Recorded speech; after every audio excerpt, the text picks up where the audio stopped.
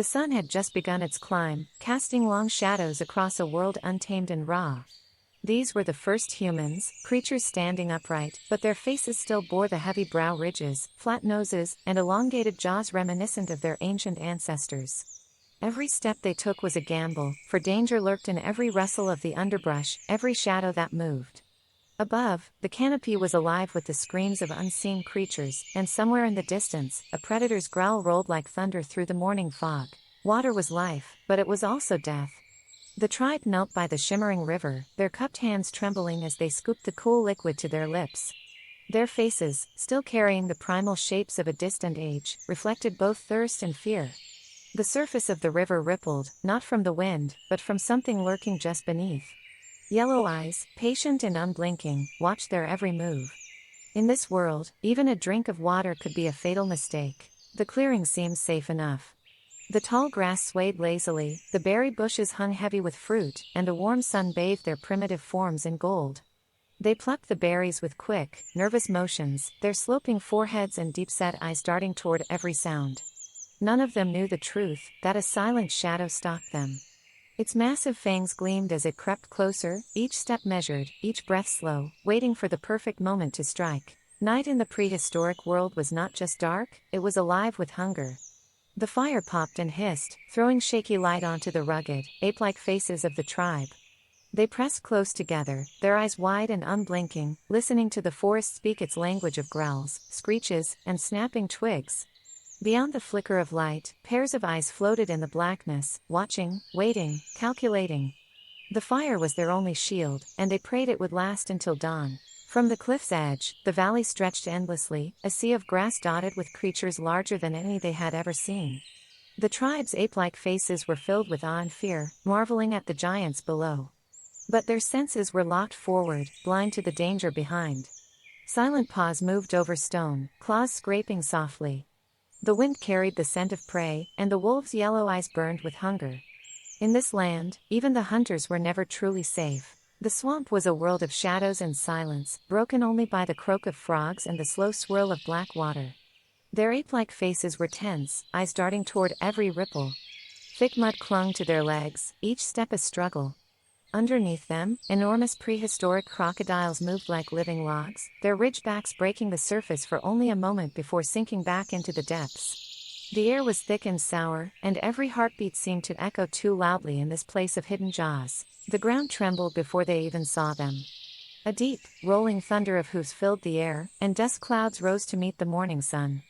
The tribe's primitive, ape-like faces turned in alarm, their eyes wide as the horizon shifted, becoming a living, breathing wall of muscle and horns.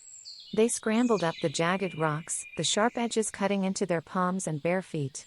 The roar of the herd was deafening, and for a moment, it seemed the earth itself would crush them. The jungle floor was a maze of roots and shadows, but danger often came from above.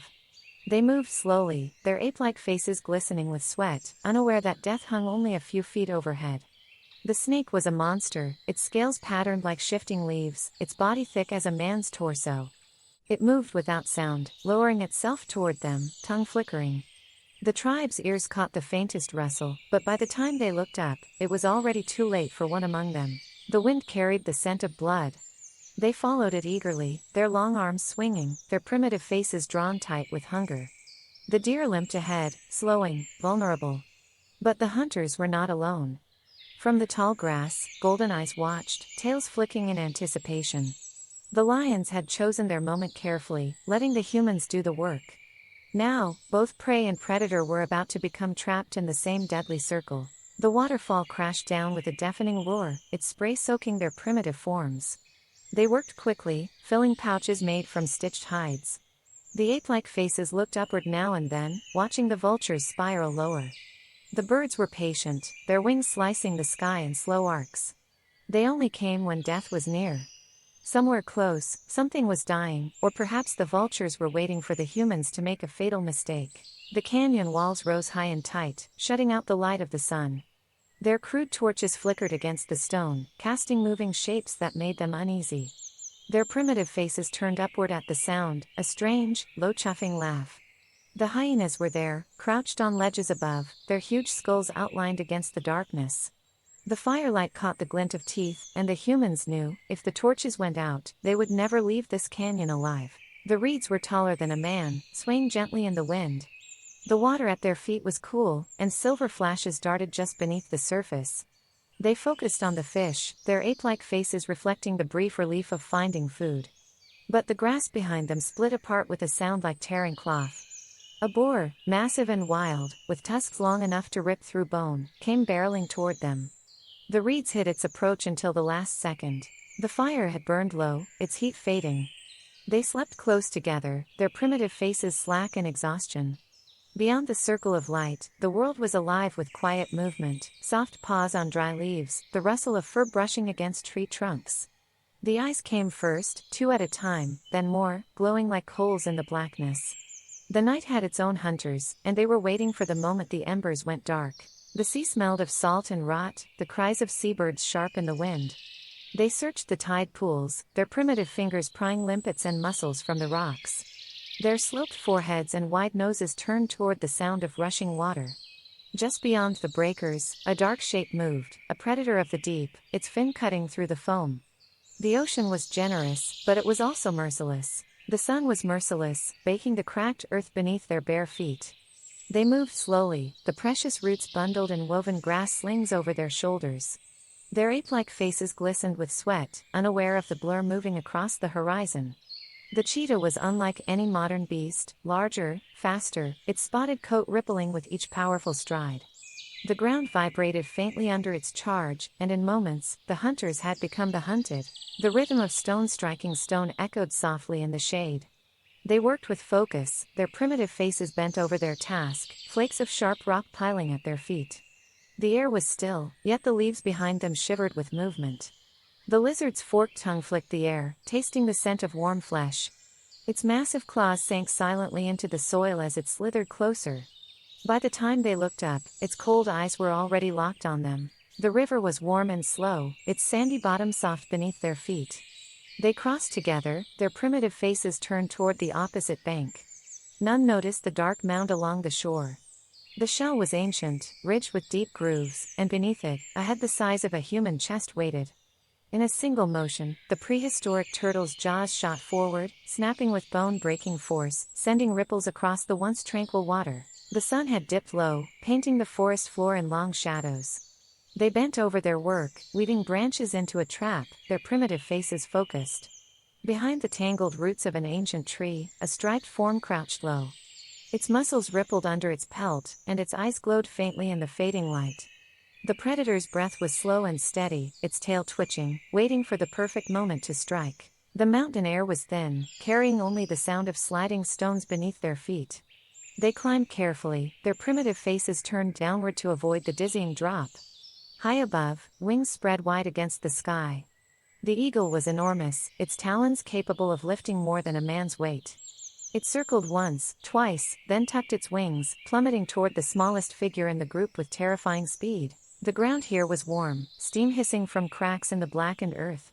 They rested close to the heat, their ape-like faces lit faintly by the red glow from deep within the cracks. But the wind shifted, carrying a scent that froze their blood. Yellow eyes gleamed in the darkness beyond the glow, and the shapes of massive wolves emerged, their breath steaming in the cold night air. The hunt had already begun. The marsh hummed with insects, the mud cool beneath their bare feet. They worked quickly, stripping the tall reeds with practiced hands, their primitive faces set in concentration. Unbeknownst to them, a towering bird moved slowly through the water, its long beak dripping with swamp water. It stepped closer, each movement deliberate, its eyes fixed on their necks. In the stillness, even the insects seemed to grow quiet. The rhythmic crash of the waves was comforting, masking the faint, distant roar. They sat on the rocks, their primitive faces intent on prying open stubborn shells. Out at sea, a wall of water rose higher and higher, drawing in the smaller waves ahead of it. Seabirds shrieked and took to the air. By the time the humans looked up, the ocean itself was racing toward them. The forest was tight and green, the air thick with the smell of damp earth. They pulled young bamboo shoots from the ground, their ape-like faces framed by shafts of light cutting through the canopy. Then the shadows shifted, and a hulking form took shape, a bear the size of a boulder, its fur matted with leaves and soil. Its low growl rolled through the forest like distant thunder. The grass swayed in golden waves, hiding the dangers beneath. They walked single file, their primitive faces turned toward the promise of food in the distance. But the ground ahead writhed with silent movement. The snakes were perfectly still until the first foot came down. Then, in a blur of scales and fangs, the grass came alive with venom. The plain stretched endlessly, the stars bright above. They worked quickly, dragging burning branches to form a circle of protection, their ape-like faces flickering in the firelight. Far out in the dark, pairs of eyes began to appear, first 2, then 6, then dozens. The air was filled with low, guttural growls, and the circle of light seemed suddenly too small. The night was long, and the predators were patient.